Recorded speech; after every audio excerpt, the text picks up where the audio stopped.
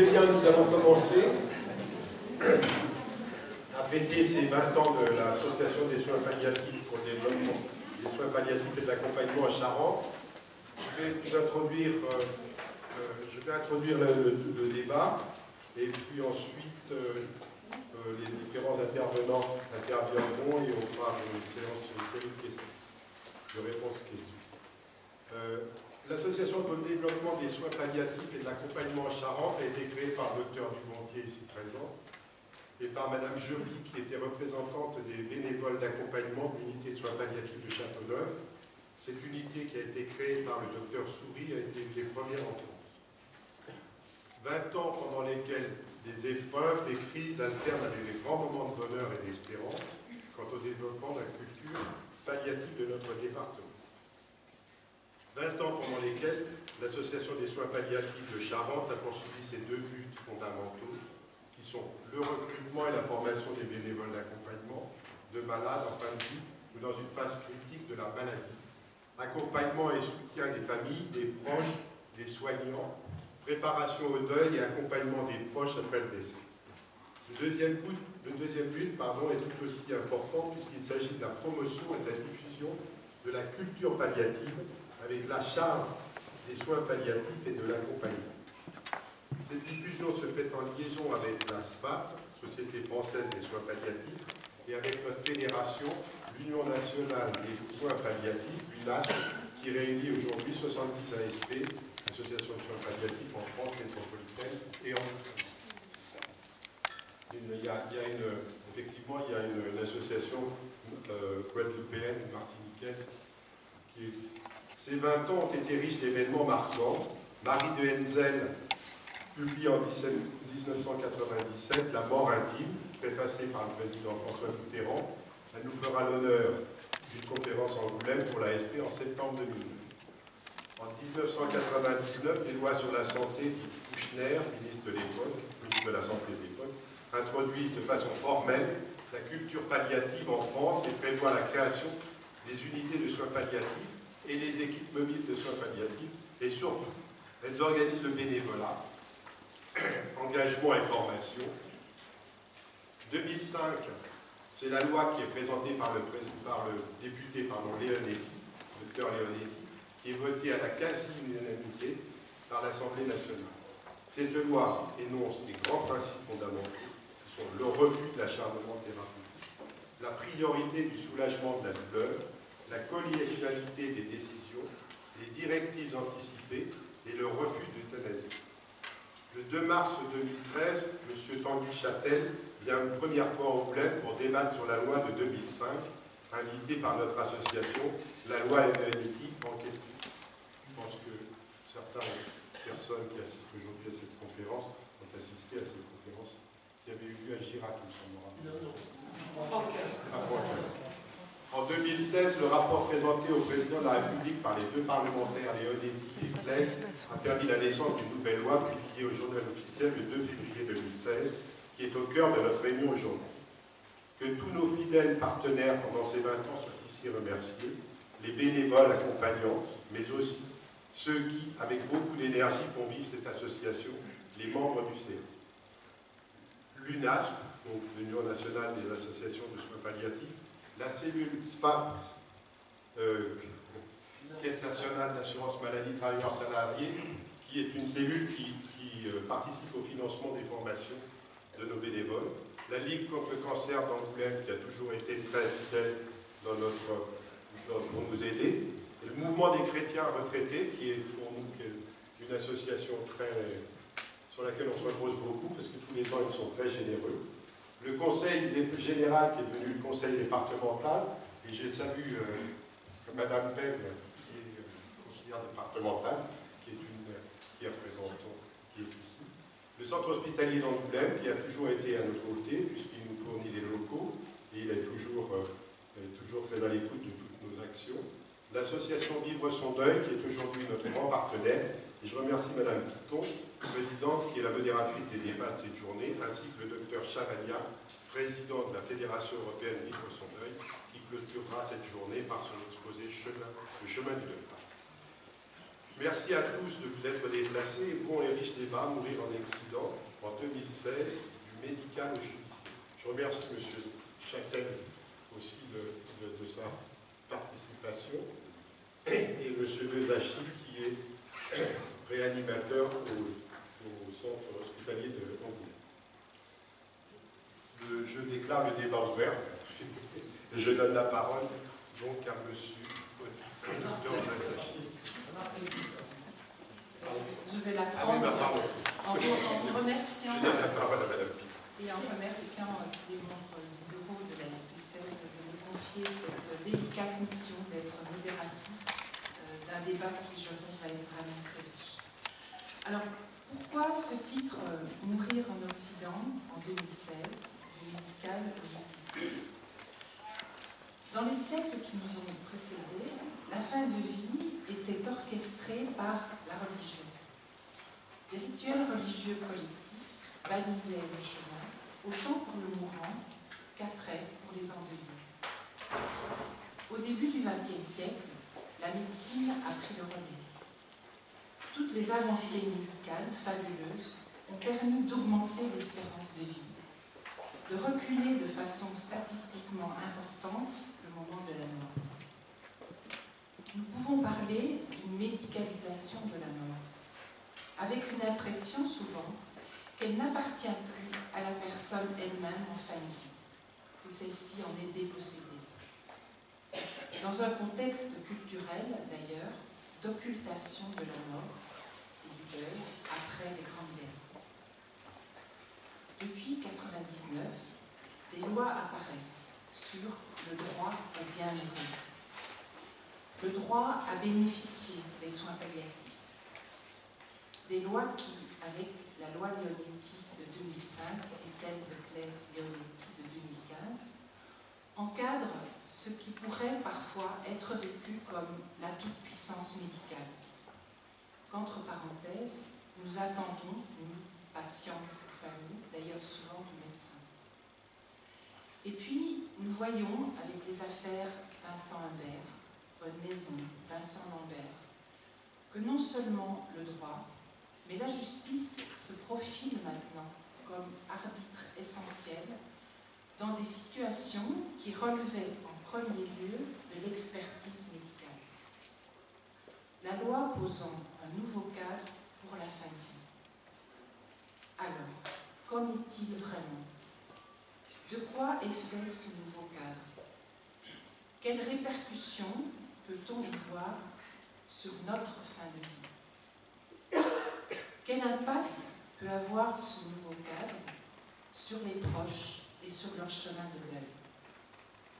C'est à toutes ces questions que vont essayer de nous répondre, en nous éclairant, nos trois intervenants de cet après-midi. D'abord, Dr Dezachi, médecin réanimateur du centre hospitalier d'Angoulême, qui nous parlera de la réalité du terrain. Comment cela se vit-il au regard des nouvelles lois? Ensuite, Henri Châtel, juriste, sociologue, conférencier et écrivain, qui nous permettra de mieux comprendre en quoi consiste cette évolution du mourir, du médical au judiciaire. Quel est ce nouveau cadre qui se met en place? Quel sens a-t-il? Il ouvrira notre champ de réflexion. Nous ferons une pause de 20 minutes entre 16h15 et 16h35, pendant laquelle Tanguy Châtel pourra dédicacer son livre « Vivant jusqu'à la mort ». À 16h35, nous reprendrons notre réflexion avec Jean-Jacques Chavagna, psychiatre et président de la Fédération européenne Vivre son deuil, entre autres, et qui nous emmènera sur les chemins du deuil en 2016. Nous prendrons bien sûr des temps d'échange avec vous après chacune des interventions. Et puis cette table ronde se terminera aux alentours de 17h45. Voilà le déroulement de cet après-midi. Je vous laisse la parole, messieurs, et vous d'abord, docteur Dezachi, qui êtes médecin réanimateur au centre hospitalier d'Angoulême. Vous avez été longtemps chef de service et avez œuvré à la restructuration architecturale et organisationnelle du service de réanimation. Et d'après ce que j'ai compris, vous êtes attentif à à la dynamique de votre équipe. Vous avez été plusieurs années également président de la CME, du centre hospitalier, et avez marqué l'évolution de cet établissement. Avec votre expérience, votre témoignage va nous être précieux pour mieux comprendre la réalité du terrain et sans doute sa complexité. À vous. Merci. Bonjour. Effectivement, donc je suis médecin en service de réanimation de l'hôpital d'Angoulême et je tenais à remercier tous les bénévoles de la SP16, non pas de m'avoir invité, mais de tout le travail qu'ils font depuis 20 ans pour la promotion des soins palliatifs. Et quand le docteur Hiver est venu me solliciter il y a un an pour qu'on réfléchisse à une intervention, je lui ai demandé au départ si j'étais bien légitime pour venir. Et puis, ça m'a rappelé une vieille intervention. Je suis arrivé à Angoulême en fin 99 et en 2000, j'avais fait une intervention à l'hôpital d'Angoulême pour les collègues qui s'appelait la réanimation pour qui, pourquoi et comment. Alors le et comment, on s'en fiche aujourd'hui, mais il y a 15 ans, on avait déjà fait le pour qui et le pourquoi. Donc, est-ce qu'on a une légitimité, nous médecins hospitaliers, en particulier de médecins de services de très court séjour, pour parler de la façon de mourir en 2016? Je vais essayer de vous dire que peut-être on a une certaine légitimité. Je vais bien entendu ne vous parler que de la mort dans les services hospitaliers. Je n'ai aucune pertinence et pour parler du décès à domicile. Les chiffres de l'INSEE en 2015, c'est 367 000 habitants légaux. J'aime beaucoup ce titre-là. Les illégaux posent quand même des problèmes. Et l'INSEE, depuis maintenant plusieurs années, estime qu'on doit s'attendre à 10 décès pour 1000 habitants, c'est-à-dire qu'on peut attendre 3670 décès par an en Charente. J'ai fait une rapide enquête auprès des hôpitaux de Charente. Il n'y a que l'hôpital de Ruffec qui n'a pas souhaité répondre, je ne sais pas pourquoi, la question n'était pas polémique. J'avais envoyé le petit dépliant, le petit flyer de la réunion en disant voilà, j'aimerais connaître le nombre de décès enregistrés dans vos hôpitaux. Et vous voyez, Angoulême, c'est presque 1000 décès. Cognac, enfin Pays de Cognac 300, Sud-Charente 200, Confolens 150. On peut imaginer que Ruffec soit entre Sud-Charente et Confolens, et puis il y a les 3 cliniques. Alors peut-être que Saint-Joseph et la clinique de Cognac n'enregistrent pas beaucoup de décès, mais le centre clinical, un secteur d'oncologie médicale, et donc fatalement il doit y avoir des malades en fin de vie. Et donc quand on regarde comme ça, c'est froidement les chiffres, on peut imaginer qu'il y a près de la moitié des décès qui surviennent dans les hôpitaux, et en particulier dans les hôpitaux qui font du court séjour. Pour les hôpitaux pour lesquels j'ai eu le détail, c'est-à-dire Angoulême et Sud-Charente, les patients décèdent essentiellement en provenance des services de court séjour et pas tellement des EHPAD ou des soins de suite et de réadaptation qui sont attachés à ces établissements. Donc il y a une certaine légitimité à un médecin hospitalier pour parler de la fin de vie. En réanimation, le service de réanimation de l'hôpital d'Angoulême, c'est le seul service de réanimation pour la Charente et on estime que le bassin de population qu'on draine, c'est en gros 250 000 habitants, puisqu'on sait que toute la périphérie du département va s'éparpiller vers les hôpitaux plus proches de chez eux, que ce soit Poitiers, Limoges, Saintes ou Bordeaux. C'est une petite activité puisque c'est 556 admissions. Si on fait juste par rapport aux 40 000 passages aux urgences d'Angoulême par an, c'est une toute petite activité. Mais sur ces 556 admissions, il y a un malade sur 4 qui ne sortira pas vivant de l'hôpital. C'est 25% de décès. Et alors qu'on ne représente que 1,2% des lits de l'hôpital d'Angoulême, l'hôpital d'Angoulême, court séjour plus maison de retraite, c'est à peu près 1000 lits, et on enregistre 14% des décès de l'hôpital. Donc on a une certaine légitimité à pouvoir parler de comment est-ce que les gens décèdent dans nos hôpitaux. Ça fait plusieurs années effectivement qu'on s'intéresse à la fin de vie et on a dans notre dossier informatisé la possibilité de noter si on met en place d'emblée ou pas des limitations à l'intensité des soins qu'on va mettre en place pour les patients. Et vous voyez que c'est pas rare du tout puisque en 2015, pour 12% des patients d'emblée, on estime qu'il ne faudra pas être déraisonnable. Il y a certains actes ou certains soins, certaines techniques qu'on ne proposera pas aux patients parce que ça serait manifestement tomber dans l'acharnement thérapeutique. Et à la sortie de réanimation, c'est presque 20% des patients qui sortent dans la conclusion du compte rendu d'hospitalisation, compte tenu de, et alors mettre l'âge, l'antécédent, les maladies. Eh bien, il y a certains actes qui ne nous semblent pas raisonnables. Enfin, une petite enquête qu'on avait fait en 2015 qui n'avait rien à voir avec cette réunion, mais ça se télescope. On avait voulu avoir un petit peu l'épidémiologie des malades, enfin, des raisons pour lesquelles on était appelés, nous, sollicités pour prendre en charge un patient en réanimation. Donc sur 6 mois, c'est 380 appels téléphoniques pour prendre en charge des malades, c'est 2 par jour. Sur ces 380, il y en a 269 qui sont admis en réanimation. Ça, il n'y a pas de problème, même si on les admet en mettant certaines limites. Et puis, il y a 112 patients pour lesquels, entre guillemets, on a refusé l'admission, soit parce que, parfois, les malades n'étaient manifestement pas assez graves et ne relevaient pas de la réanimation, ou trop graves et méritaient d'être transférés vers un CHU. Mais, dans la moitié des cas, c'était parce qu'on avait trouvé que ce qu'on nous demandait de faire était très clairement de l'obstination déraisonnée. Donc, ça devient du quotidien pour nous de peser en permanence le bénéfice et le risque à admettre les patients en réanimation. Alors, je vais essayer de faire de la théorie à la pratique sur, effectivement, à partir des 4 grandes lois de ces 15 dernières années ou 20 dernières années, de regarder vite fait avec vous personnes de confiance, directives anticipées, acharnement thérapeutique, obstination déraisonnable, limitation et RD thérapeutique active, et sédation et analgésie continue. Ce sont quand même les 5 grands thèmes qui ont fait débat ces dernières années.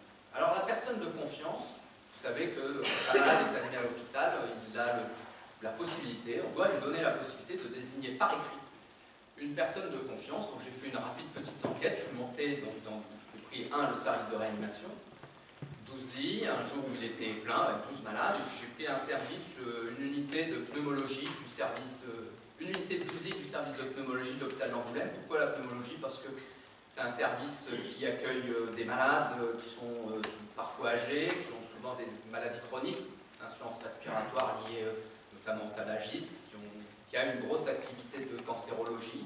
Donc une population pour laquelle nous, médecins, on aime bien de temps en temps avoir une personne de confiance. Donc très clairement, quand on ouvre les dossiers en pneumologie, pour les 12 malades, on retrouve le formulaire désignant par écrit la personne de confiance.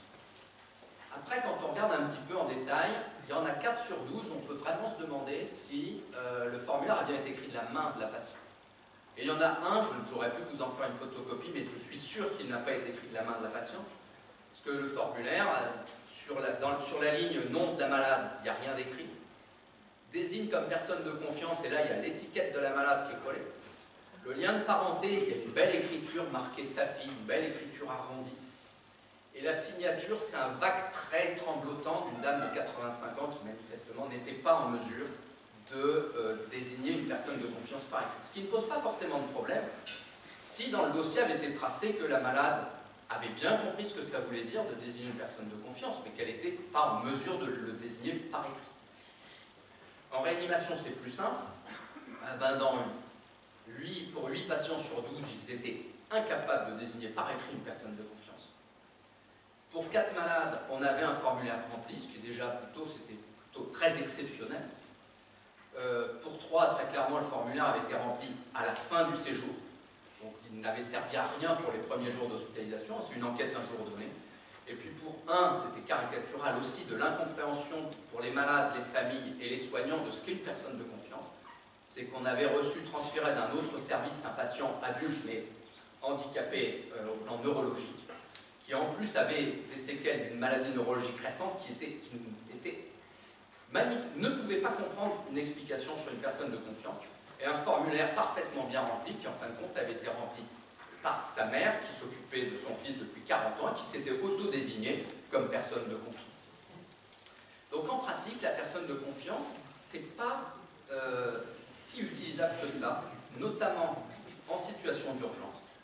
Et très clairement, aujourd'hui, la réalité du terrain, c'est que la notion de personne de confiance n'est pas comprise par les patients, par les familles et par les soignants. Et la différence entre personne de confiance, c'est-à-dire la personne qui donnera les souhaits du patient s'il n'est plus en état de le faire, par rapport à la famille qui est l'interlocuteur naturel, c'est quelque chose qui n'est pas aujourd'hui compris. Alors les directives anticipées, de la même manière, vous savez que n'importe qui peut rédiger des directives anticipées pour le cas où un jour elle ne serait plus en mesure d'exprimer sa volonté. Ces directives anticipées indiquent les souhaits de la personne, elles sont révocables à tout moment et elles priment sur tous les avis, la personne de confiance, la famille, les proches et bien entendu le corps médical et le corps soignant. Il y a deux modifications majeures entre la loi Leonetti de 2005 et la loi Claes-Leonetti de 2015. En 2005, les directives anticipées, elles devaient avoir moins de 3 ans et elles ne s'imposaient pas aux médecins, mais on devait en tenir compte. En 2015, il n'y a plus de durée de validité, ça pourra peut-être nous poser des problèmes, et elles s'imposent, elles sont opposables, sauf dans 2 cas. En cas d'urgence vitale, où le temps de faire le diagnostic, on a le droit de se dire, bon, est-ce que vraiment on est dans le cadre des directives anticipées du patient, on se laisse le temps de réfléchir. Et puis, quand elles sont manifestement inappropriées, et là, on fait référence par exemple aux patients de psychiatrie qui déprimés disent « laissez-moi mourir, je ne veux pas vivre, je ne veux pas être réanimé », et ainsi de suite. Et là, on a le droit de ne pas suivre, considérer que ces directives anticipées sont inappropriées. En pratique, les directives anticipées, je reprends mes 2 services, réanimation 12 lits, pneumologie 12 lits, une unité de pneumologie 12 lits, dans aucun dossier, il n'y avait de directive anticipée écrite. Aujourd'hui, et ça fait partie des problèmes de directives anticipées, c'est qu'indiscutablement, elles nécessitent une anticipation qui n'est pas encore, je pense, complètement rentrée dans les mœurs. Et puis, il y a un autre problème en pratique, c'est le respect des directives anticipées. Et là, je vous ai pris un cas clinique caricatural. C'est une patiente qui est arrivée dans le service il y a quelques mois. C'est une patiente de 61 ans qui était mariée, qui avait un enfant d'une première union. Pour nous, c'est le cas simple, c'est pas de conflit familial, une cellule familiale très restreinte, pas 50 interlocuteurs, donc c'est relativement simple, la discussion. C'est une dame qui malheureusement avait une maladie de Charcot, la sclérose latérale amyotrophique, c'est une maladie neurologique dégénérative, catastrophique, parce qu'en quelques mois, 2-3 ans, les patients se retrouvent paralysés, jusqu'à ne plus pouvoir parler, écrire, manger, respirer, tout en étant complètement conscient, parce que ça n'atteint absolument pas les fonctions intellectuelles supérieures, c'est une des maladies neurologiques assez dramatiques pour lesquelles les centres de référence ont quasiment toujours l'habitude d'anticiper des directives anticipées. Là, clairement, la malade, certes, ne les avait pas écrites parce qu'elle ne pouvait plus écrire, mais avait très bien dit je ne veux pas plus de handicap, je ne veux pas de tuyaux, je ne veux pas de machine.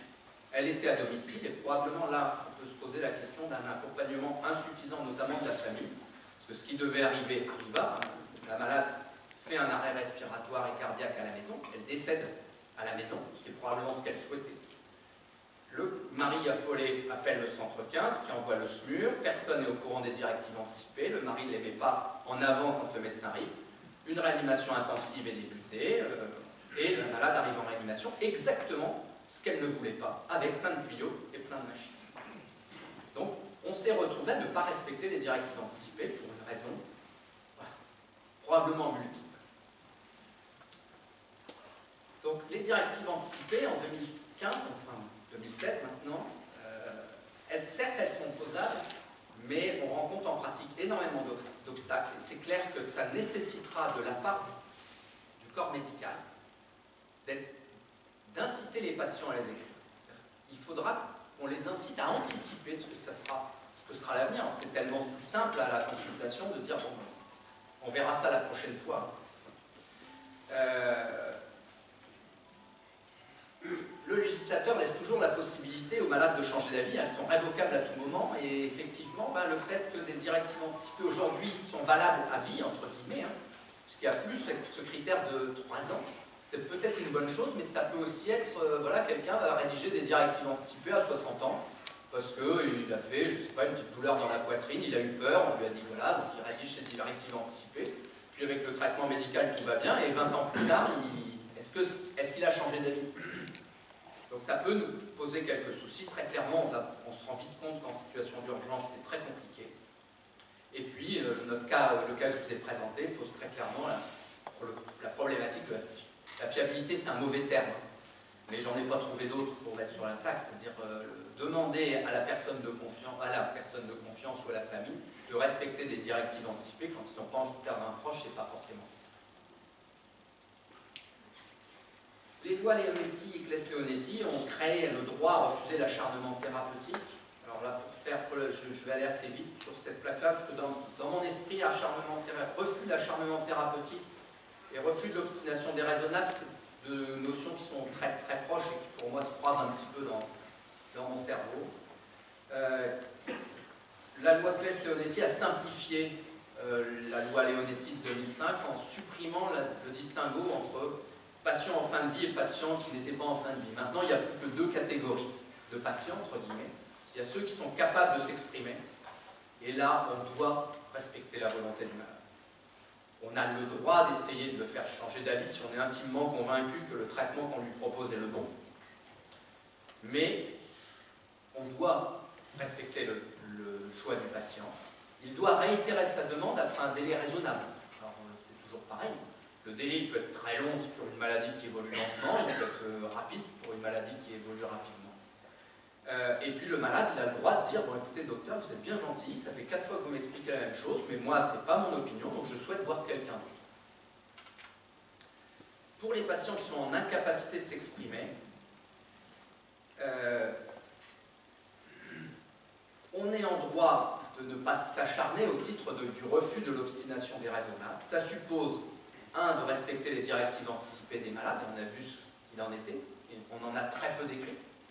Moi, j'en ai jamais vu décrit formellement. On doit consulter à défaut la personne de confiance, puis la famille, puis les proches. Mais dans cette situation-là, c'est toujours une décision médicale. Ça n'est pas la personne de confiance qui prend la responsabilité de faire ou de ne pas faire. C'est une décision médicale. Et cette décision médicale, elle doit être collégiale. Alors ça sur le papier, c'est très bien. Mais en pratique, je reprends ma petite enquête qu'on a fait sur les 6 mois de 2015, pour savoir les malades qu'on n'admettait pas en réanimation. Il se trouve que sur les 50 et quelques patients qu'on a refusés, parce que manifestement c'était d'obstination déraisonnable, on a pu en suivre que 47 jusqu'à la fin du parcours hospitalier. Parce que par exemple, quand on est contacté par un collègue de l'hôpital de Cognac ou de Confolens en pleine nuit, on oublie de demander le nom du malade. Donc le lendemain, pour retrouver ce qu'il est devenu, dans quel service il a été, voilà, on n'arrive pas forcément. Donc on en a perdu certains, mais on a quand même 47 qu'on a pu suivre. Sur ces 47, d'abord, ils ne sont pas tous décédés. Il y en a un tiers qui est sorti vivant de l'hôpital. Ce n'est pas parce qu'on ne fait pas de réanimation qu'on condamne les patients. On veut dire simplement, ça c'est pas raisonnable, mais ça ne veut pas dire qu'il ne faut pas mettre en place des traitements médicaux adaptés à l'état du patient. Mais surtout, ce qui est frappant, c'est que dans 20% des cas, on a noté que la décision n'était pas collégiale. Ça veut simplement dire que dans 20% des cas, le médecin qui nous a appelés pour prendre en charge le malade a refusé de se positionner. L'argument étant, je ne connais pas le malade, je ne connais pas le dossier, je ne connais pas la maladie. Nous non plus, on ne connaît pas le dossier, on ne connaît pas la maladie, et on nous demande quand même de décider. Donc la collégialité voulue par le législateur, qui est une bonne chose, qu'on ne fasse pas tout seul dans son coin, hein. Je vous rappelle l'affaire Bonne Maison, typiquement c'est ça, c'est quelqu'un qui fait tout seul dans son coin, pas forcément à tort, mais qui fait sans collégialité. Ben, la collégialité n'est pas si facile que ça à obtenir. L'obstination déraisonnable, c'est probablement peut-être dans ce champ-là qu'il y a la plus grande modification entre la loi Leonetti de 2005 et la loi Claes-Leonetti de 2015, en tout cas à mon sens. L'obstination déraisonnable, c'est simple, hein, c'est pourquoi mettre en place un traitement, un acte, une machine, quelque chose, quand ça n'a pour but que de prolonger artificiellement la vie de quelqu'un, tout en le faisant souffrir au passage. En 2005, ces traitements pouvaient être suspendus ou pouvaient ne pas être entretenus. C'était une possibilité qui était laissée au corps médical. En 2015, au passage, le législateur a rajouté la nutrition et l'hydratation artificielle sont des traitements. Et ça, c'est très clairement la réponse du législateur à l'affaire Vincent Lambert. Est-ce que c'est des médicaments, pas des médicaments? Est-ce que ça... Oui, ça prolonge la vie. Donc, c'est un traitement. Et en 2015, quand un traitement ne fait que prolonger une vie, ils doivent être traités. C'est devenu un devoir. Ça n'est plus une possibilité, c'est un devoir. Exemple d'obstination déraisonnable qui peut conduire à une limitation des thérapeutiques actives. Patient de 44 ans, 2 enfants, qui vient pour une hémorragie digestive, qui complique une cirrhose hépatique. Il a un premier traitement qui est simple, avec une transfusion sanguine modérée et des médicaments en perfusion, qui sont des médicaments très efficaces et bien tolérés par le malade, qui ne s'accompagnent pas d'effets secondaires. On arrive à complètement stabiliser son état, se pose la question de « et après, qu'est-ce qu'on fait ?» Vous allez me dire, mais 44 ans, 2 enfants, pourquoi vous posez la question d'une limitation des thérapeutiques actives? Quand on ouvre le dossier, quand on anticipe l'avenir, si jamais il y a une nouvelle complication, en pratique, ce monsieur, ses enfants, il ne les voit pas, il ne veut plus les voir, il est complètement désociabilisé, il refuse tout traitement. Le dossier est farci de sorties prématurées, le malade refusant, les endoscopies digestives, ne voulant pas arrêter de boire, c'est une cirrhose alcoolique non sevrée, et très clairement, si ce malade présente une complication grave de sa cirrhose, de toute façon, il n'y a aucune raison de mettre en place des thérapeutiques lourdes. Traitement simple, oui. Réanimation d'un choc hémorragique, non. C'est l'anticipation d'une limitation des thérapeutiques actives au regard de ce que serait une obstination déraisonnable d'un patient qui, je vous passe les services sociaux de la psychiatrie, tout avait été essayé pour ce patient, on n'avait pas de prise sur lui, il ne peut rien faire. Un autre exemple d'obstination déraisonnable qui peut conduire là pour le coup à un arrêt des thérapeutiques actives, on va en parler. Patient de 85 ans, ces malades-là, on les connaît tous dans nos hôpitaux, dépendants à domicile, avec des lourdes maladies chroniques, cardiaques et respiratoires, un pauvre patient qui passait plus de temps à l'hôpital qu'à la maison, qui est à nouveau admis dans un hôpital de proximité, une nouvelle décompensation respiratoire, qui en plus doit être quelque chose d'extrêmement inconfortable. On sait que la sensation d'étouffer est probablement ce qu'il y a de pire. Et là, alors que tout est recueilli dans le dossier, le médecin qui nous appelle, il a toutes les informations sous les yeux, mais il n'y avait aucune anticipation de qu'est-ce qu'on fait si jamais ça se passe mal. Évidemment, ça se passe mal à un moment donné. Le malade fait un arrêt cardiaque et le médecin qui est sur place, l'urgentiste, fait les manœuvres de réanimation. Et puis, bon an, mal an, une stabilisation très précaire de son état lui permet qu'il nous sollicite pour savoir est-ce que c'est bien raisonnable, tout ça. On en discute, ça se passe par téléphone, mais c'est relativement simple de discuter de ces dossiers par téléphone, pas besoin forcément d'aller voir les patients.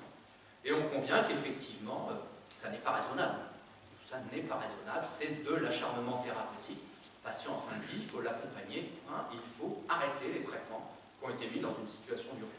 Et là, il y a une espèce de grand blanc au téléphone, alors qu'on a en face de nous, comme interlocuteur, un médecin urgentiste, donc plutôt théoriquement rompu à ce type de prise en charge. Mais alors, qu'est-ce que je fais, nous dit-il. Et on a dû lui tenir la main pour dire, voilà, il faut mettre en place une sédation et une analgésie, puis arrêter l'assistance respiratoire, puis retirer le tuyau, puis et accompagner le malade et voir la famille, et laisser la famille à côté du patient s'il le souhaite. Voilà. Il a fallu tenir la main d'un professionnel, donc on est encore en pratique, obstination déraisonnable, arrêt des thérapeutiques actives, alors même qu'on était plutôt sur une catégorie de médecins qui est confrontés à ça, c'est pas encore si simple que ça. Pourquoi c'est important? Cette plaque, c'est extrait d'une publication faite par une sociologue, psychologue qui est attachée au service de réanimation de l'hôpital Saint-Louis à Paris, qui est un service de réanimation qui fait beaucoup d'hématologie lourde, de cancérologie, donc ils ont malheureusement une grande habitude d'accompagner les gens en fin de vie, et cette enquête auquel on a participé voulait essayer de trouver quelles étaient les situations qui allaient conduire à un deuil pathologique et un syndrome de stress post-traumatique quand les gens décèdent. Et bien vous voyez que le fait d'avoir un tuyau quand vous allez mourir va créer un deuil pathologique, un syndrome de stress post-traumatique dans la famille. C'est une enquête faite 6 mois et 1 an après le décès des patients. Donc l'arrêt des thérapeutiques actives, c'est pas simplement pour dire on ne prolonge pas quelque chose, mais c'est en plus nécessaire pour l'entourage. Alors cette publication, elle a posé beaucoup de questions. Je crois qu'on est au tout début de ce que c'est. Donc je ne vais pas tout détailler, mais il y a quelque chose qui nous a interpellés. C'est que, à la fois, le fait de ne pas pouvoir dire au revoir au patient est à l'origine d'un deuil pathologique et d'un stress post-traumatique. Ça, on peut le comprendre, c'est-à-dire qu'il faut que les familles soient là. Mais en même temps, quand ils sont témoins de la mort, ils sont aussi plus à risque de faire un deuil pathologique et un syndrome de stress post-traumatique. Donc il y a probablement ici un champ pour l'accompagnement des familles qu'on n'a peut-être pas encore complètement cerné. Et puis on en parlait avant le début avec M. Châtel, il y a sur cette plaque quelque chose que moi je trouve très encourageant, c'est que les jeunes médecins, c'est-à-dire, enfin plus exactement, les médecins qui ont eu leur certification, c'est le terme anglais, avant 2009, eh ben, quand ils sont en charge des patients, ils créent plus de syndrome de stress post-traumatique et de deuil pathologique. Plus les médecins sont jeunes, les nouveaux médecins, les nouveaux internes, c'est dans leur logiciel d'aborder ces notions de limitation de soins, probablement plus que, comme disait M. Châtel, qui rencontre un médecin, je n'ai quand même pas besoin de la loi Leonetti, ça fait 30 ans que j'exerce. Les jeunes sont peut-être un petit peu mieux formés que nous, on l'a été. Moi, j'ai été formé bien avant 2000. La loi Leonetti, la loi Claes-Leonetti l'a renforcée. C'est la création d'un droit opposable à la sédation et à l'analgésie. Il est opposable.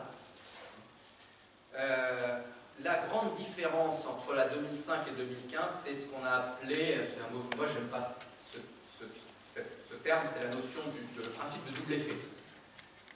En 2005, quand le médecin constatait que vraiment il ne pouvait rien faire d'autre pour soulager le patient que de mettre en place une sédation et une analgésie de confort, il devait en informer le malade. En 2015, on a inversé la problématique. Quand on lit le texte, pour les mêmes patients pour lesquels le médecin pense que la souffrance est réfractaire, il met en place une sédation et une analgésie, même si celle-ci doit raccourcir la vie du patient, et il informe le malade. En 2015, on le met. En 2005, on informe le patient et on le met. En 2015, on le met et on informe le patient.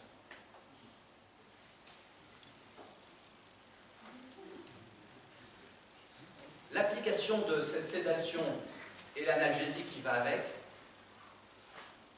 ben, il y a deux cas de figure. C'est soit la demande du patient, parce qu'il est convaincu d'avoir une maladie incurable et grave et qu'à court terme son pronostic est engagé et il dit bah, maintenant ça suffit. Ou le patient dit ce traitement je n'en peux plus, je ne veux plus le supporter et je veux l'arrêter, et on sait que ça va mettre sa vie en danger, et on met en place une sédation et une analgésie. Ce qui est intéressant, c'est qu'on met en place une sédation, mais c'est toujours associé, dans la loi, c'est toujours associé à une analgésie, c'est-à-dire à un médicament pour calmer la douleur, et à l'arrêt des traitements.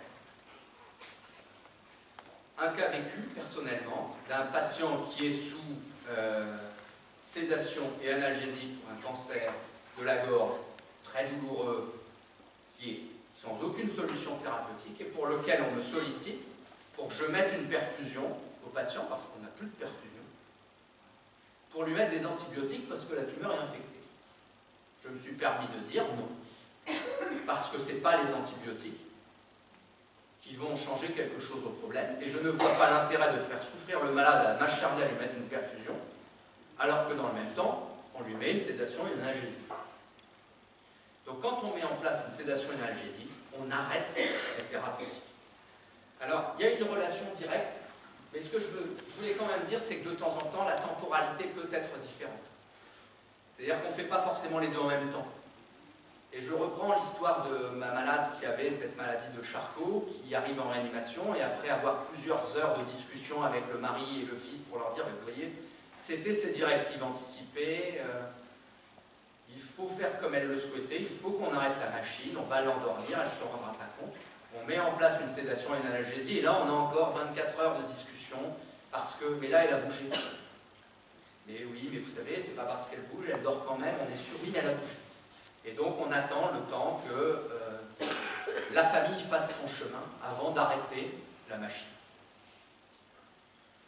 Donc, personne de confiance, directive anticipée, obstination déraisonnable, arrêt des traitements, Sédation, analgésie, et j'allais dire peut-être sédation, analgésie, c'est encore ce qui passe le mieux aujourd'hui. C'est-à-dire qu'aujourd'hui, quand on va dans un service, on dit bah là, franchement, on peut rien faire, mettez en place une sédation, une analgésie, ça ne choque plus.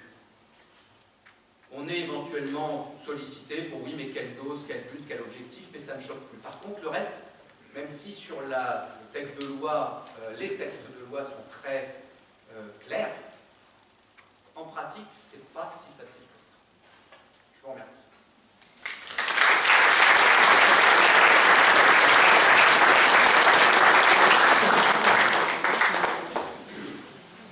Il y a peut-être place à une question.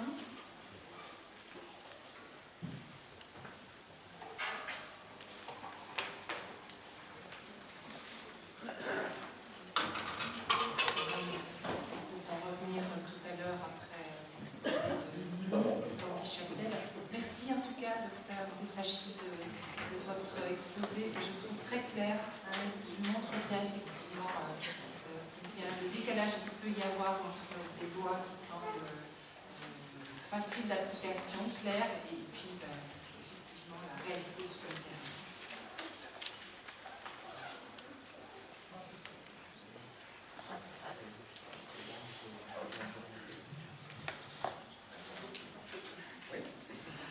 Alors, Tanguy Châtel, vous êtes juriste, mais aussi sociologue, anthropologue, formateur, conférencier, chargé de mission à l'Observatoire national de la famille. Mais vous avez été aussi, et je trouve ça particulièrement important, accompagnant bénévole plusieurs années, à domicile, puis en unité de soins palliatifs, que vous décrivez d'ailleurs dans votre livre « Vivant jusqu'à la mort », édité chez Albin Michel. Ce que nous attendons de vous, c'est votre éclairage en tant que juriste sur toute cette évolution en Occident, sur comment on meurt en 2016, mais aussi avec la sensibilité et le parcours qui sont les vôtres, par vos recherches en sociologie et en anthropologie, nous aider à élargir et enrichir notre champ de réflexion. Et puis, ce qui serait mon souhait, ce serait de vous entendre nous ouvrir au regard du bénévole que vous avez été plusieurs années dans l'accompagnement des personnes en famille. Quel regard l'accompagnant qui est en vous porte sur cette évolution du cadre dans laquelle se vit aujourd'hui, cette expérience ultime de l'approche de la mort, qui est, vous le dites vous-même, par nature, une expérience de l'incertitude. Peut-être j'aurai à vous poser cette question après votre exposé. Merci d'avance. Merci à vous, effectivement. Vous n'avez pas entendu? Je pense que... C'est vrai, est-ce qu'il faut que je reprenne? J'étais trop loin. Donc il faut parler très près du micro, ça vous entendez. Seul le docteur réanimateur a pu nous réanimer, on a pu entendre. Je suis désolée. Veuillez vous exprimer, s'il vous plaît. Alors, je vais reprendre. Est-ce que c'est mieux là? Alors, je voulais donc présenter Tanguy Châtel, de par sa formation de juriste, mais aussi d'anthropologue et de sociologue. Voilà, et puis, en quelques mots, insister sur le fait que M. Châtel a été accompagnant bénévole lui-même à domicile plusieurs années, et puis en unité de soins palliatifs. Et donc, ce que nous attendons de lui maintenant, c'est son éclairage en tant que juriste sur toute cette évolution en Occident, sur comment on meurt en 2016. Mais aussi avec la sensibilité et le parcours qui sont les siennes, de par ses recherches en sociologie et en anthropologie. Nous aider à élargir et à enrichir notre champ de réflexion. Et puis, alors je vais le redire, ce qui serait mon souhait à moi, ce serait d'entendre Tanguy Châtel nous ouvrir au regard du bénévole que vous avez été plusieurs années dans l'accompagnement des personnes en famille, que M. Châtel décrit dans son livre vivant jusqu'à la mort. Quel regard l'accompagnant qui est en vous porte sur cette évolution du cadre dans laquelle se vit aujourd'hui cette expérience ultime et l'approche de la mort, qui est, et vous le dites vous-même, par nature, une expérience de l'incertitude.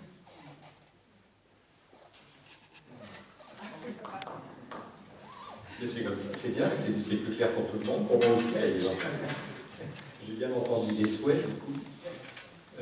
Effectivement, moi, mon parcours commence par l'exercice du métier d'avocat. Donc, je conserve ça comme empreinte, même si je n'ai pas pratiqué très longtemps. Et puis après, je suis devenu sociologue, je suis devenu bénévole. Je m'intéresse aux questions de fin de vie depuis plus de 15 ans, parce qu'elles m'ont saisi par le biais de témoignages de gens qui s'étaient dédiés à l'accompagnement des personnes en fin de vie. Et alors, je ne fais plus partie de l'Observatoire de la fin de vie, mais j'en ai fait partie pendant 4 ans. Et effectivement, ça m'a amené à porter un regard de sociologue, c'est-à-dire un regard sur la société, au regard justement des enjeux que pose aujourd'hui l'évolution des conditions de la fin de vie et de sa prise en charge.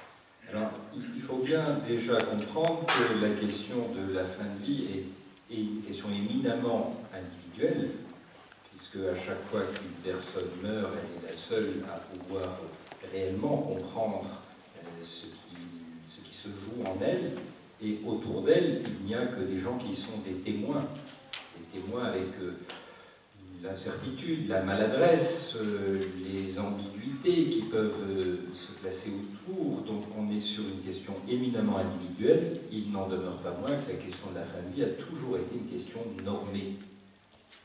Elle a été longtemps normée, comme vous l'avez dit tout à l'heure, par la religion, puisque c'est le fondement même de la religion, en particulier celle qui prévaut en France, qui est la religion catholique, de préparer le moment de la fin de vie dans la perspective d'une vie après la mort. Et donc l'accompagnement de la fin de vie était pensé, était organisé, était accompagné, pour ne pas dire guidé, selon les préceptes de la religion catholique. Ça veut dire qu'il y avait non pas une place dévolue au droit en tant que tel, mais en tout cas à la règle et à une certaine culture réglée dans les circonstances de la fin de vie. On ne mourrait donc pas comme on voulait. Il s'agissait de mourir selon les normes de l'époque, et on peut s'appuyer en cela sur la publication de livres qui ont une longue postérité, puisque ce sont les Artes Moriendi, les arts de mourir, qui ont été publiés dès le début de la Renaissance. Ça fait même partie des 4 premiers ouvrages publiés par Gutenberg. Le premier, c'était la Bible. Ensuite, c'était des publications administratives, parce qu'il fallait qu'il rentabilise un peu ses investissements, dirait-on aujourd'hui. Et puis, le 4e ouvrage qu'il a publié, c'est l'art de mourir. Ça montre à quel point c'était une notion essentielle, omniprésente dans la société de l'époque. Mais ces arts de mourir ont eu une longue postérité, puisqu'on les trouve encore en usage jusqu'à la fin du XVIIIe siècle. Ça veut dire qu'on ne pensait pas la fin de vie autrement que dans la perspective de Dieu. D'ailleurs, les responsables de la prise en charge de la fin de vie, qu'ils furent religieux, clercs ou qu'ils furent médecins, étaient toujours dans cette perspective religieuse. Ambroise Paré, on attribue à Ambroise Paré une citation qui lui aurait fait dire « Je le pensais », au sens penser quelqu'un, prendre soin de lui, « Je le pensais, Dieu le guérit ». Pour que Dieu ait souhaité guérir une personne, encore est-il fallu qu'il se situât dans un certain nombre de bonnes pratiques, de bonnes attitudes, de bons comportements de l'époque. Et on voit qu'il y avait une pression très forte.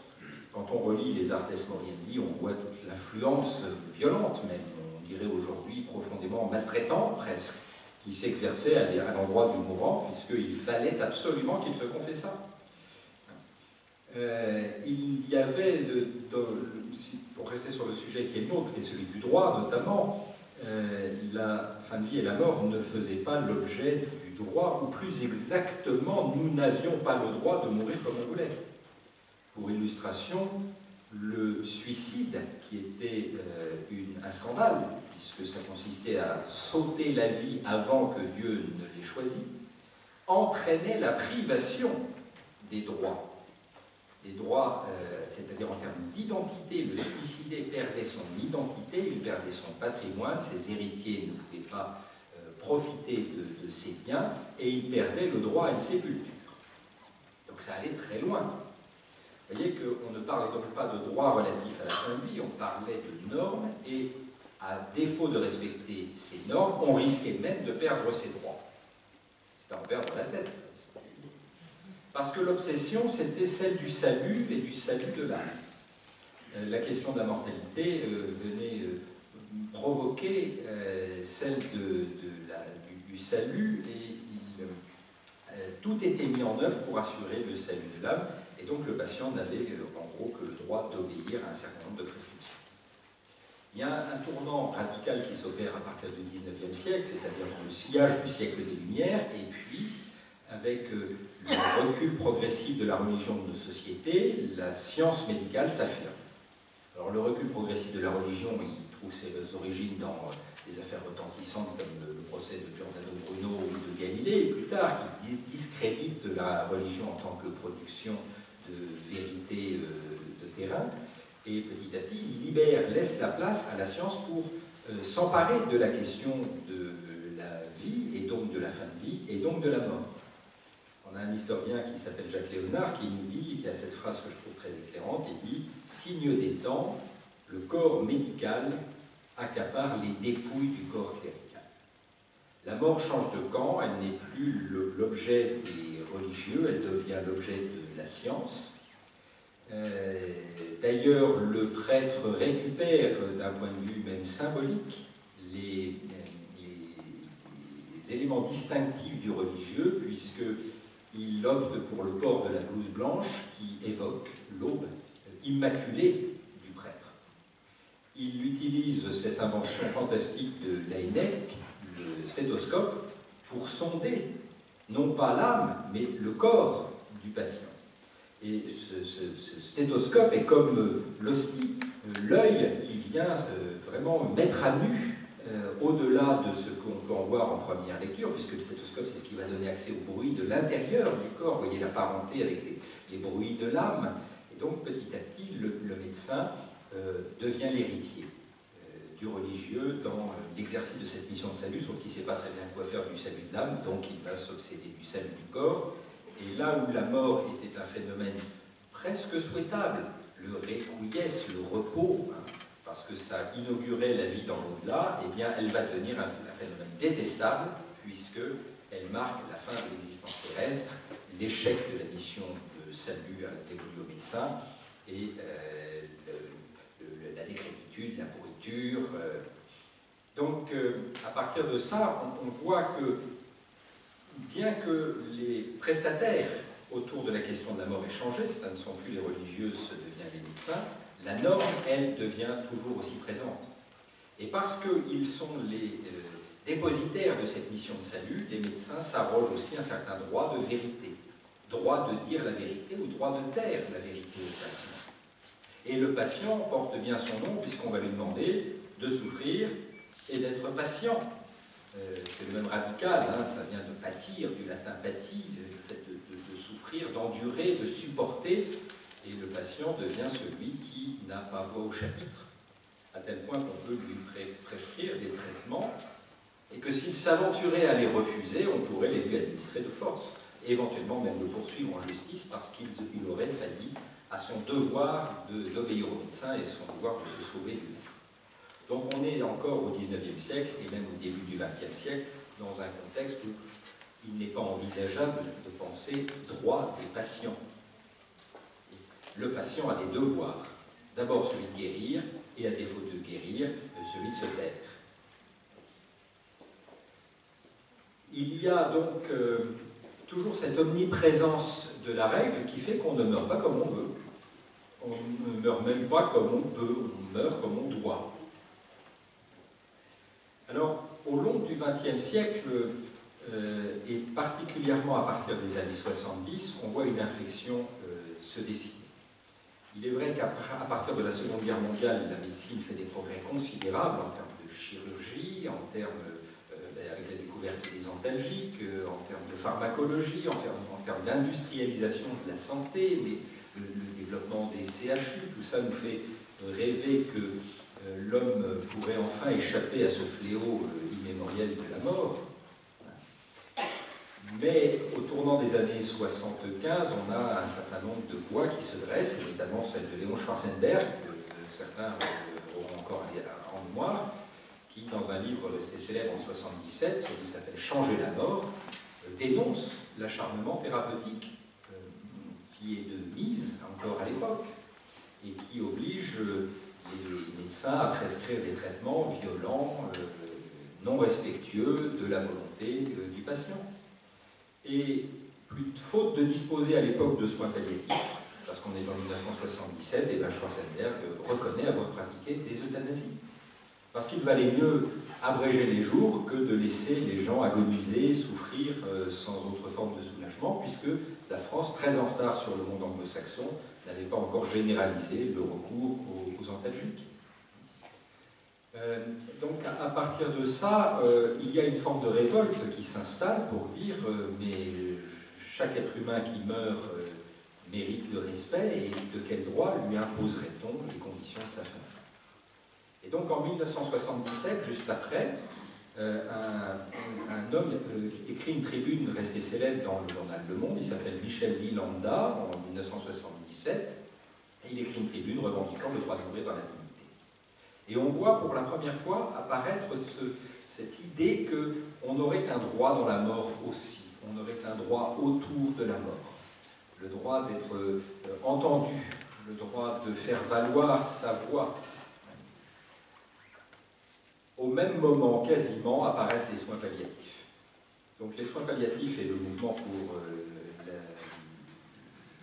droit de mourir dans la dignité, qui donnera lieu à un mouvement pro-euthanasie, apparaissent comme révolte contre la toute-puissance médicale ou la déshumanisation de la médecine, comme on l'évoque alors.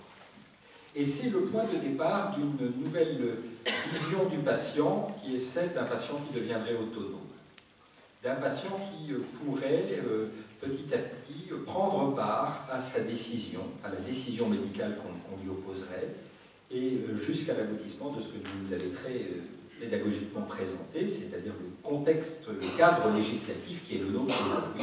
On voit le chemin qui a été parcouru, au point que maintenant nous avons le droit de demander une sédation profonde et continue, c'est-à-dire irréversible jusqu'au décès. Quelque chose a changé profondément entre la loi de 99, celle qui fonde les soins palliatifs et qui donne aux patients, à toute personne malade dont l'état le requiert, ce sont les termes de la loi, le droit d'accéder aux soins palliatifs. Il faut déjà être conscient que chacun d'entre nous, soit pour lui-même ou pour nos proches, nous avons le droit d'accéder aux soins palliatifs. C'est un droit qui n'est pas ce qu'on appelle en droit français un droit opposable. C'est-à-dire que si, par malheur, il n'y a pas assez de place dans l'hôpital dont je relève, eh bien, je ne peux pas revendiquer ce droit et exiger qu'on me donne un lit de soins palliatifs. Vous voyez, ça n'est pas un droit créance, ça n'est pas un droit dont je peux me saisir pour contraindre la puissance hospitalière ou médicale. Mais quand même, c'est un droit. C'est un droit, ça veut dire que ça n'est plus une option. Ça n'est plus le médecin qui va pouvoir dire oh ben, je vous en donne ou je ne vous en donne pas selon mon diagnostic ou mon bon vouloir. Et puis ce droit se renforce après la loi de 2005 qui donne le droit de désigner une personne de confiance, de rédiger une directive anticipée, jusqu'à ce droit devenu non pas opposable encore, mais un cran plus loin, ce droit contraignant de voir ces directives anticipées entendues, reconnues, que vous nous avez décrites. Vous voyez, petit à petit, l'arsenal juridique se renforce pour donner de plus en plus de droits dans ce qui apparaît finalement comme une forme de rapport de force entre le patient et le médecin. Et là, on est quand même dans un contexte qui doit nous interroger. La relation soignante est fondée sur la confiance. Et pendant des siècles, c'était, comme le dit d'ailleurs le code de déontologie, le médecin est l'ami ultime du patient. Le colloque est singulier, il y a une alliance thérapeutique, le vocabulaire souligne avec force cette relation de confiance, et on sent que cette relation de confiance est détériorée désormais. Elle est détériorée puisque la population, d'une manière générale, a exigé d'avoir un droit de résister, de tenir bon, de faire valoir sa voix face à certains excès de la médecine. Alors quand j'étais à l'Observatoire, on avait quand même aussi remarqué une chose, c'est que c'est quand même très paradoxal la manière dont ce droit ou ces droits s'exercent. Ce sont les mêmes qui vont demander aux médecins de s'acharner, sauvez-le, faites quelque chose, tentez encore quelque chose. Allez-y, je vous en prie, qui vont supplier le médecin de poser un dernier geste, qui vont parfois nourrir jusqu'à l'excès leurs proches vieillissants, parce que tant qu'il mange, c'est qu'il est encore en vie ou c'est qu'il est en bonne santé, c'est que tout va bien. Il y a donc derrière la hantise qu'on comprend évidemment très bien de voir son proche dépérir et qui pousse à s'acharner. Et ce sont les mêmes qui risquent ensuite de se retourner contre les médecins qu'ils ont cherché à contraindre en disant « mais vous avez vu ce que vous avez fait, c'est ignoble, c'est indécent, c'est de votre faute, vous l'avez réanimé, vous n'auriez pas dû », facile à dire après. Donc l'évolution du contexte doit nous interroger sur nos propres ambivalences dans un rapport à la mort, et donc ce que je trouve de très positif aujourd'hui, c'est que le fait que les questions autour de la fin de vie soient devenues des questions publiques nous oblige à dialoguer. Pas simplement à décréter, ça devrait être comme ci, mais non, ça devrait être comme ça, mais non, il faut préserver les droits du patient, mais oui, mais il faut préserver la médecine, qui sont des débats d'idées souvent passionnés, mais assez stériles, au fond. Il me semble que nous sommes là rentrés dans quelque chose qui est plus, à la fois original et fécond, c'est l'introspection, la nécessité de réfléchir quand même, en toute conscience, en toute honnêteté, avec soi-même et avec ses proches, sur son propre rapport à la mort, si tant est que ça soit possible. Si tant est que ça soit possible. Et le mécanisme des directives anticipées, qui est aujourd'hui encouragé, pourrait être un mécanisme extrêmement pervers si on se contentait de cocher des cases en disant « je veux pas, je veux pas ». Parce que, là encore, on serait dans quelque chose qui serait un outil prescriptif, assez caricatural. Alors que les directives anticipées peuvent être utilisées comme l'occasion de dialoguer, de discuter avec soi-même, avec ses proches, avec des professionnels.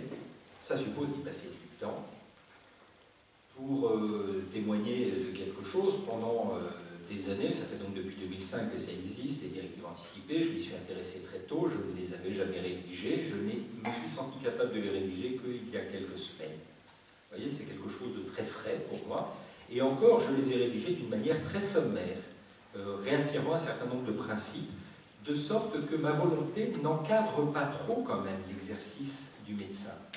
Parce que qui suis-je pour intimer des ordres à un médecin qui a fait de nombreuses années d'études, qui a de l'expérience, qui a été sensibilisé, surtout parmi les plus jeunes, à la question éthique.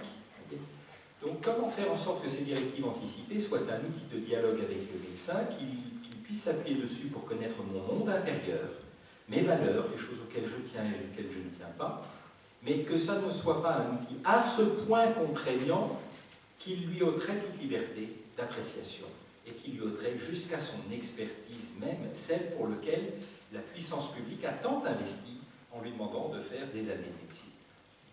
Donc prenons garde à ce que cette irruption des droits dans la question de la fin de vie ne vienne pas dénaturer fondamentalement la relation de confiance que nous avons avantage à avoir avec nos soignants. Et donc, plutôt que d'opposer, de cristalliser les gentils d'un côté, les méchants de l'autre, les bourreaux d'un côté, les victimes de l'autre, ce qui, au bout d'un moment, tourne à la caricature et ne répond pas aux nécessités de terrain, eh bien, quelques outils existent qui nous donnent l'occasion d'élaborer, de dialoguer. Je prends un parallèle concernant les directives anticipées avec ce qui se développe de plus en plus, c'est les conventions obsèques. c'est un peu le même mécanisme. Ça consiste à dire, je voudrais prévoir ma vie, je voudrais prévoir ma mort, je voudrais en plus préserver mes proches du fardeau de devoir choisir. Mais je trouve que ça illustre, d'abord souvent ces conventions de sexe sont rédigées en catimini, avec un opérateur funéraire et la famille ne le découvre que le jour des obsèques, ce qui montre que ça n'a pas été utilisé comme un outil de dialogue. Mais en plus, vous voyez, il y a derrière quelque chose d'extrêmement directif, qui laisse penser que nous serions à l'aube du règne de l'individu, peut-être même de la dictature de l'individu. Et ça doit quand même être sans arrêt un mécanisme qui doit nous retenir. Nous risquons, à force de vouloir faire émerger les droits de l'individu, de creuser d'une certaine manière le sillon dans lequel nous allons nous enfermer nous-mêmes. Et je ne suis pas sûr que les directives anticipées, dès lors qu'elles sont contraignantes, vont être plus rédigées que quand elles ne l'étaient pas. Parce que je réalise que je m'enferme moi-même dans une logique, étant donné que ces directives seront utilisées, si je ne suis plus en mesure d'exprimer ma volonté, on risque de m'opposer une décision qui ne me conviendrait finalement pas le moment venu.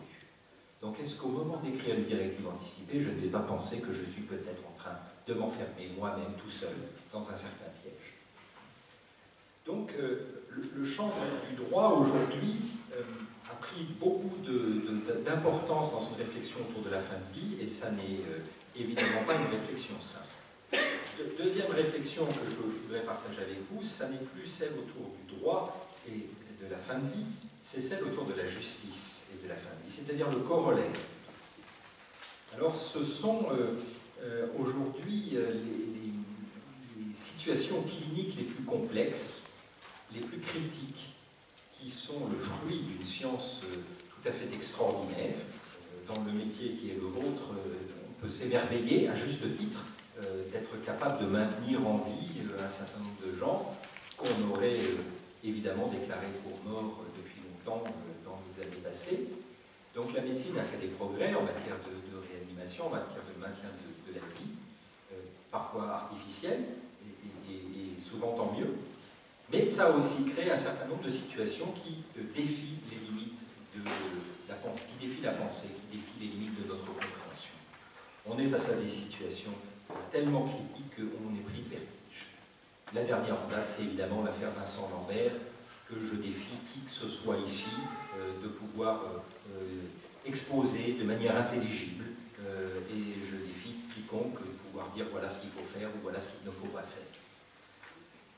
Pour illustration, j'ai une grande confiance dans la plus jeune génération, donc j'ai un jour, il y a 3 mois de ça, organisé une rencontre avec 80 jeunes de 16 à 20 ans, et je leur ai dit on va parler ensemble de l'affaire Vincent Lambert. Et les adultes de mon âge ont dit mais c'est complètement fou d'essayer de proposer ça à des jeunes de 16 ans, déjà nous on n'y comprend rien. Et je leur ai dit mais c'est précisément parce qu'on n'y comprend rien qu'il faut être en mesure d'en parler avec les plus jeunes. Parce que du coup on va les mettre à l'aise. On va pouvoir parler d'égal à égal et oser poser quelques éléments de réflexion, y aller timidement, parce qu'on y comprend. Mais précisément parce que ces situations de fin de vie défient notre entendement, alors nous avons été collectivement tentés de nous en remettre à la sagesse de la justice. Postulat qui mérite quand même d'être un peu discuté. Alors ça commence en gros en France au début des années 2000 avec quelques affaires qui deviennent vraiment retentissantes. Il y avait déjà eu des affaires avant, mais on demande à la justice préalablement de punir les situations d'euthanasie. Quand quelqu'un aurait délibérément donné la mort, on demande à la justice d'intervenir a posteriori pour dire ça doit être qualifié en homicide. Mais dans les années 2000, les affaires prennent une autre ampleur. Il y a l'affaire Christine Malèvre, 2003, où, comme je viens de le dire, on vient sanctionner cette infirmière en décrétant qu'elle avait tué délibérément un certain nombre de patients et les condamner à 12 ans de réclusion prévenue. Jusque-là, les choses sont, pardon de le dire aussi trivialement, mais encore un peu simples.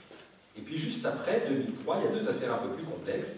L'affaire Tramway-Chanel, qui a eu lieu pas très loin d'ici, où on commence à mesurer que le fait d'administrer un produit létal peut parfois obéir à des motifs qui sont des motifs qu'on appelle compassionnels, dans les situations de gens qui sont réellement en situation de fin de vie, et est-ce que c'est vraiment tuer que d'abréger un tout petit peu les jours, et un verdict en 2001, puisque le docteur Dramois est condamné à un an de prison avec sursis, l'infirmière qui l'avait assisté est relaxée.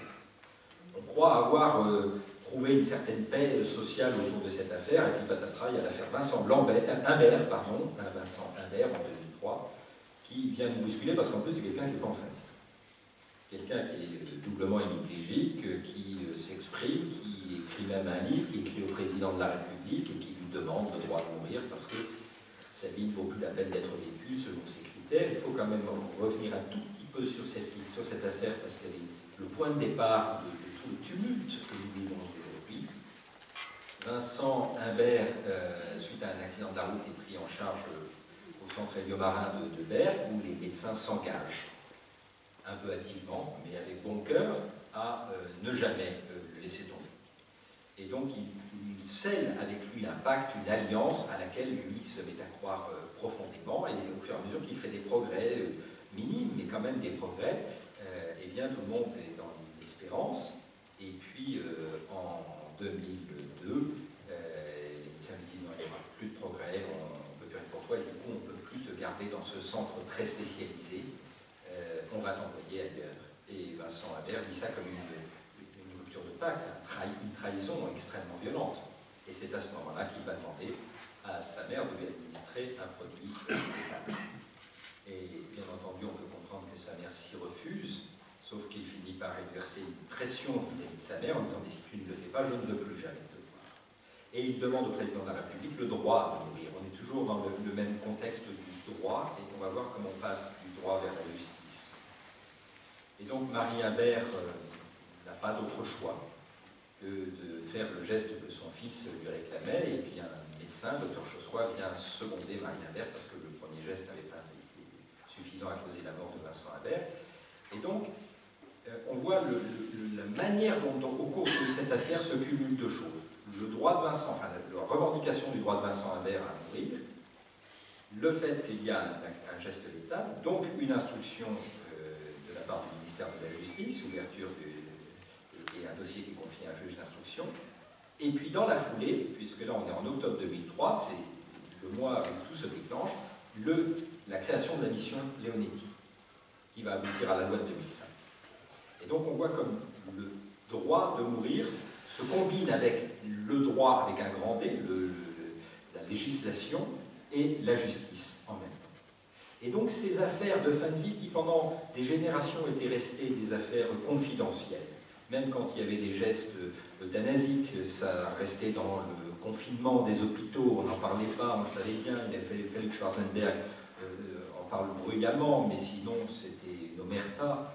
Et là, bien, du fait de cette affaire Vincent Imbert, ça éclate sur la place publique. Alors Marie Imbert ne sera pas poursuivie. Pourquoi? Il y aura une ordonnance de non-lieu parce que la magistrate avec qui j'ai eu l'occasion de discuter et de travailler, Anne Morvan, a estimé qu'elle n'était pas en possession de sa liberté. Il ne lui avait pas laissé la liberté, c'est-à-dire l'autonomie, la possibilité de se soustraire, tellement il avait exercé sur elle une emprise psychologique. Donc, elle n'avait pas l'intention réellement de le tuer, donc c'est sur ce motif-là. Elle n'était pas autonome, c'est pour ce motif-là qu'elle n'a pas été poursuivie. Il y a eu une succession d'affaires sur lesquelles je ne reviendrai pas, l'affaire Chiera, puis l'affaire Sébir, qui a fait évoluer aussi de nouveau la loi Leonetti, puis l'affaire Bonne Maison, récente, que vous avez évoquée, et puis l'affaire Lambert.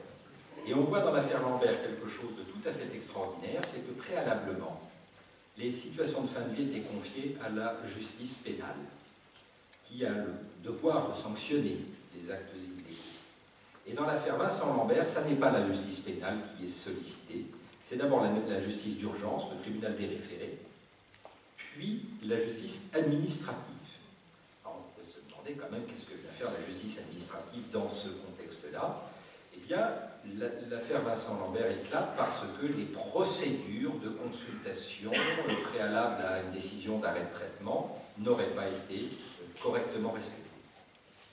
Qu'est-ce qu'un juge administratif peut avoir comme compétence pour apprécier des situations médicales sa seule compétence, c'est de vérifier si les procédures sont bien respectées. C'est d'ailleurs ce que fait au départ le juge administratif du tribunal de Châlons-en-Champagne. Et puis, deuxième jugement du tribunal administratif qui confirme que sans doute il fallait étendre la procédure collégiale non pas simplement à l'épouse, mais à l'ensemble de la famille. Si je le dis, c'est parce que ça veut dire que la décision devient un processus qui prend de plus en plus d'acteurs, qui mobilise de plus en plus d'acteurs. Et puis ça va aller jusqu'au Conseil d'État, et ça va aller jusqu'à la Cour européenne des droits de l'homme, et ça va revenir avec désormais une décision, des décisions convergentes de justice pour dire effectivement les médecins ont le droit d'arrêter les traitements de Vincent Lambert parce que ça s'apparente à du maintien artificiel en vie et de l'obstination déraisonnable. Sauf que les médecins ne prennent pas cette décision. La justice leur donne cette possibilité-là, le droit conforte cette possibilité-là, mais une pression médiatique, d'autant plus que le médecin qui a succédé à Erika Higer y avoir fait l'objet de menaces. Donc il y a un climat qui est tellement tendu qu'on est dans un paysage où le droit s'efface d'une certaine manière.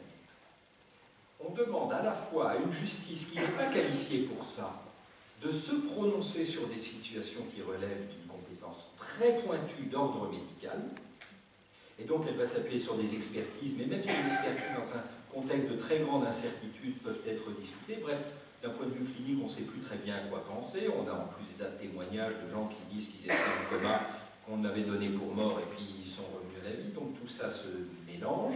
On a dans l'équation des convictions religieuses qu'on croyait ne plus faire partie de ces questions-là et qui reviennent en force. Hein, c'est pour ça que je vous ai rappelé un peu l'histoire religieuse dans la question de la fin de vie. On a l'impression d'être dans une espèce de grand capharnaüm où plus personne ne sait quoi penser et on va demander, faute de savoir quoi penser, à la justice de dire le droit. Ça n'est pas qu'une question française, c'est une question européenne. D'autres pays ont légalisé l'euthanasie, d'autres pays ont été confrontés à des affaires de fin de vie tout aussi retentissantes, hein, l'affaire Preti en Grande-Bretagne en 2002, l'affaire Englaro et Englaro en Italie, Terry Schiavo aux États-Unis, bref, c'est une question qui se pose dans les pays occidentalisés, industriels, riches, bien portants. Dans les pays du tiers-monde, on se pose beaucoup moins de questions de cet ordre-là. Il n'y a pas de fascination, de revendication d'un droit à mourir dans une prétendue dignité. On a des populations qui s'obsèdent de vivre d'abord. Donc déjà se demander curieusement pourquoi est-ce que pourquoi nous craignons à ce point de vivre, au point de préférer la mort à la vie. Alors d'un point de vue philosophie de comptoir, est-ce que nous sommes tellement désenchantés, comme l'aurait dit Max Weber, sociologue du début du XXe siècle, dans ce monde très matérialiste, très individualiste? Est-ce que signifie encore le goût de vivre, le sens de vivre? Donc là, peut-être que je peux effectivement m'appuyer un peu sur mon expérience de bénévole pour dire que j'ai été amené à rencontrer et à accompagner de nombreuses personnes qui se posaient cette question. Et je ne peux que comprendre cette question. Quand on est gravement malade, avec des capacités qui ont été altérées, quand on a perdu l'usage de ses jambes, de sa tête, parfois même quand on est devenu incontinent, quand on a une image à ce point détériorée qu'on se trouve laid ou on craint d'être vu comme laid par les autres, c'est comme si le monde, bien entendu, s'effondrait. Donc j'ai été amené à accompagner beaucoup de gens qui se posaient de manière répétée et angoissante la question de est-ce que ça vaut la peine de vivre ce que je suis en train de vivre? Et puis je ne me reconnais plus, je ne suis plus celui ou celle que j'ai été. Et donc il vaudrait mieux très vite arrêter ça parce que c'est insupportable. Et quand vous rajoutez en plus le fait que des souffrances peuvent être négligées et continuer à exister, la vie devient proprement innommable, insupportable, dégueulasse. Mais quand vous faites appel aux professionnels qui sont qualifiés sur ces sujets-là et que vous vous donnez les moyens de soulager des souffrances, et notamment la douleur, à commencer par la douleur, je suppose que vous êtes comme moi, mais moi quand j'ai mal, le reste n'a plus d'importance. comment voulez-vous que je trouve du sens à ma vie si je suis perclus de douleur? Donc la première des urgences, et c'est tout le projet des soins palliatifs, c'est déjà de soulager les douleurs. De sorte que derrière, la personne puisse rentrer dans l'exploration d'un chemin de fin de vie qui soit encore un chemin, qui ne soit pas simplement, comme on le dit de manière maladroite et péremptoire dans la presse, une agonie, c'est-à-dire un temps qui servira à rien, mieux vaut mourir que de vivre ça. Bien, les gens qui se dévouent en matière de soins palliatifs ou au-delà des soins palliatifs, en matière de réanimation, en matière de pédiatrie, dans les services d'oncologie, tous ceux qui mettent en place, où qu'il soit, le projet palliatif d'accompagnement, peuvent témoigner qu'ils rencontrent des gens qui doutent de la pertinence de cette expérience-là. Et qu'à force de soulager leur douleur et d'être en mesure de les écouter, de les accompagner, alors quelque chose d'une vie encore active, impertinente presque, vous voyez, une vie qui questionne, eh bien, se donne à voir. Michel de Musan, le psychanalyste, disait dans les années 70, le moment de la fin de vie, c'est le moment où l'être humain tente une dernière fois de se mettre au monde avant de disparaître. C'est quand même une très belle phrase. Tente une dernière fois, c'est très prudent, c'est très modeste, tente une dernière fois de se mettre au monde avant de disparaître. Donc, l'accompagnement vient dans ce contexte-là pour rendre du sens à la fin de vie, et vous voyez qu'on rejoint des histoires très personnelles, très individuelles, où chaque fin de vie a son propre message à délivrer à celui qui meurt, mais aussi à ses proches, mais aussi aux soignants, et qu'il y a tout un ensemble de professionnels, mais aussi de bénévoles, mais aussi de proches qui participent à l'émergence du sens de cette fin de vie-là. Et ce n'est évidemment pas la justice qui peut donner du sens à ce moment-là. La justice, on va lui demander d'être le garant de nos droits, et le premier des droits, c'est sans doute de pouvoir être accompagné avec la meilleure compétence médicale possible pour faire en sorte que ce temps de fin de vie soit un temps de vie. Et que si nous n'avons pas le recours de cette meilleure compétence médicale possible, et on a encore des déficits dans la formation des professionnels de santé pour savoir quoi prescrire et savoir comment accompagner, alors on comprend qu'on se tourne vers la justice pour dire non, non, je ne veux pas de ça. Ce refus de l'acharnement thérapeutique, cette crainte du médecin, il nous faut aujourd'hui être en mesure de penser que sans le médecin, nous n'allons pas bien mourir non plus. Donc c'est toute la relation entre soignants et soignés qui reste aujourd'hui à réinventer. L'intérêt de ce travail autour du droit et de la justice, ça a été de rendre quand même aux patients une voix prépondérante, pas dominante. Il n'est pas prescripteur, ça n'est pas lui qui va dire au médecin c'est ça que vous devez faire, sinon je vous mets un avocat sur le dos. Mais il a une voix prépondérante parce que c'est quand même bien de sa santé dont il s'agit, de son projet, de ses valeurs, et il n'est pourtant pas décisionnaire, et il ne faut pas qu'il le soit. Quand j'entends des associations dire la DMD, pour ne pas la citer, oh, bah, cette loi Claes-Leonetti, c'est encore une loi qui reconnaît aux médecins le pouvoir de décider. Mais encore heureux, parce que qui serions-nous pour décider alors que nous n'avons fait que nous n'avons aucune connaissance médicale et que ça se limite généralement à quelques pages rapidement visitées sur Internet. Qui serions-nous pour à ce point nous méfier du médecin alors même que nous savons depuis des décennies, mais ces travaux sont toujours hélas si peu utilisés ou exploités, que la relation de confiance c'est la moitié du soin. Hein, si on se fonde sur les travaux autour de l'effet placebo par exemple. Donc rentrer dans une logique de guérison en faisant de son médecin un prestataire de service, c'est imaginer que nous sommes une mécanique et que nous nous confions à un garagiste. Alors que nous sommes un être humain fait d'une complexité globale et que nous nous confions à une personne qui a des compétences. Ce n'est pas du tout la même chose que de se confier à un garagiste. Pardon pour la trivialité de l'exercice. Et donc, le point positif de l'évolution que nous avons vécue, mais nous sommes sur un point de bascule et il y a des dangers d'un point de vue moral, d'un point de vue social, d'un point de vue médical. Le point positif, c'est que nous avons gagné un droit de discuter, de dialoguer, de faire reconnaître notre identité singulière devant le médecin, mais ce serait à mes yeux un grand danger que de priver le médecin de sa responsabilité. C'est à lui d'assumer cette responsabilité, il est formé pour ça, il est mandaté pour ça par la puissance publique, ce qui peut même être confortable parce que ça nous évite de porter nous-mêmes le poids de cette responsabilité qui peut être extrêmement lourde dès lors qu'on parle d'arrêt de traitement, par exemple.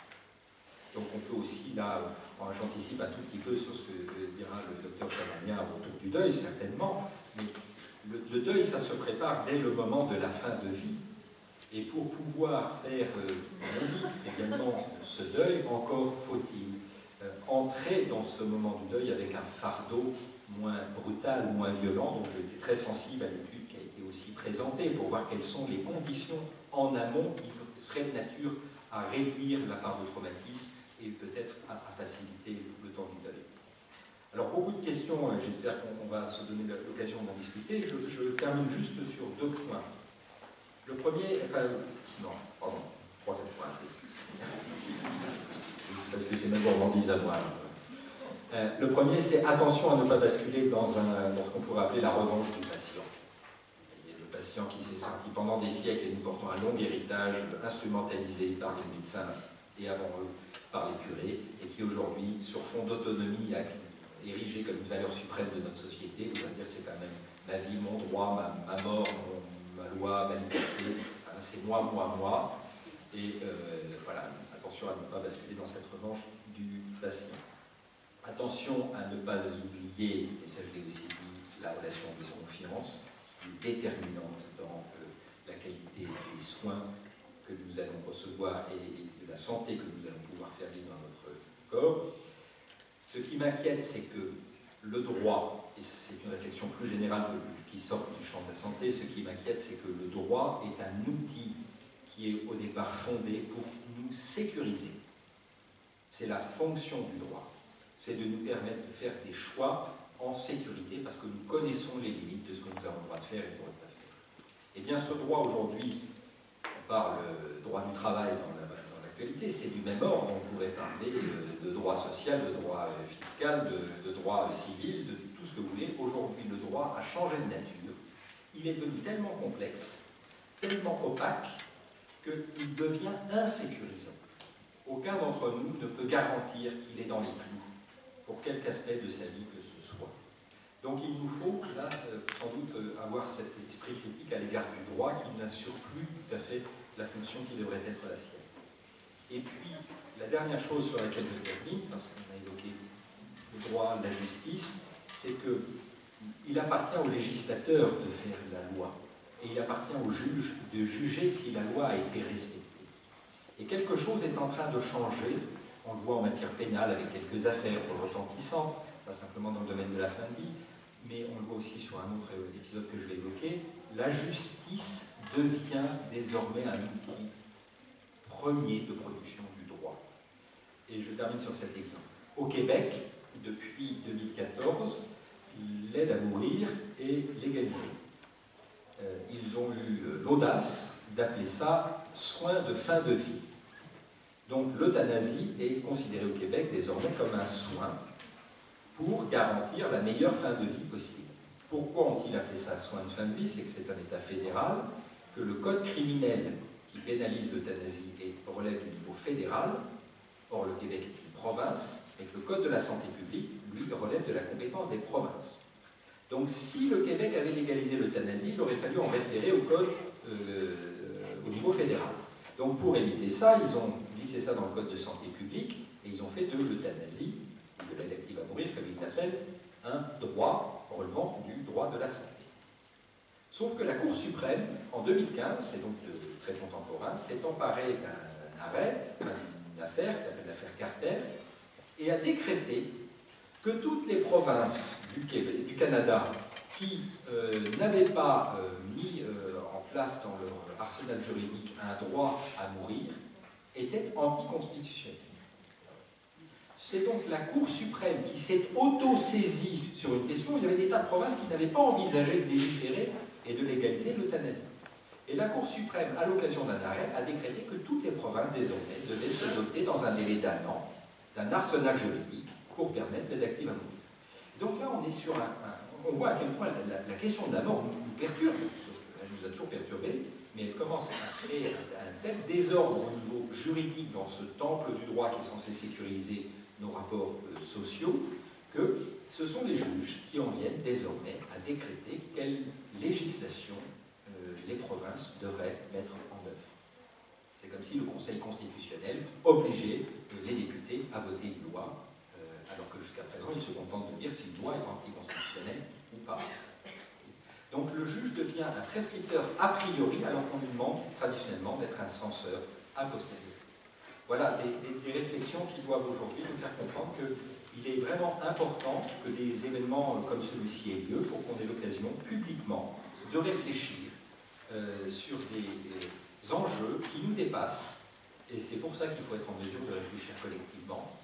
Il ne faut pas oublier qu'il y a des professionnels qui ont une expertise, que ce soit des professionnels de la médecine ou des professionnels du droit, mais que les citoyens ont aussi une revendication à faire, et ça ne préfigure pas du tout de là où on va aller. Je termine, pardon, ça fait 3 fois que je dis que je termine, mais sur cette anecdote proposée par Jean Leonetti lui-même, qui rappelle que quand on lui a confié la mission qui fut la sienne en 2004 et 2005, et qui aboutit à la loi du 22 avril 2005, il rappelle qu'ils ont commencé par s'opposer sur leurs conditions, députés et sénateurs.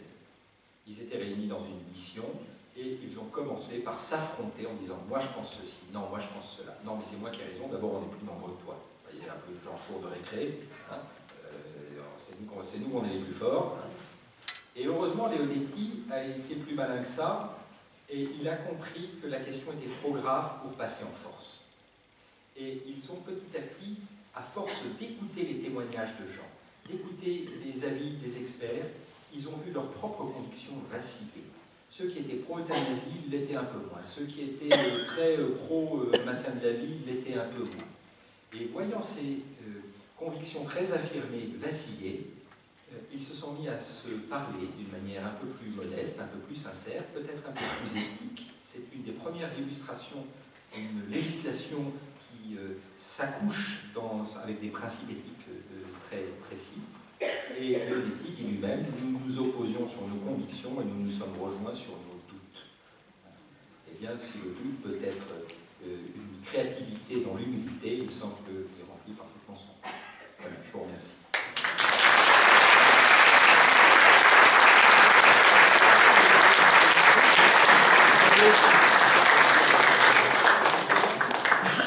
Merci beaucoup, Tom Chatel, pour cette richesse de réflexion qui ne manquera pas, je pense, de susciter des réactions.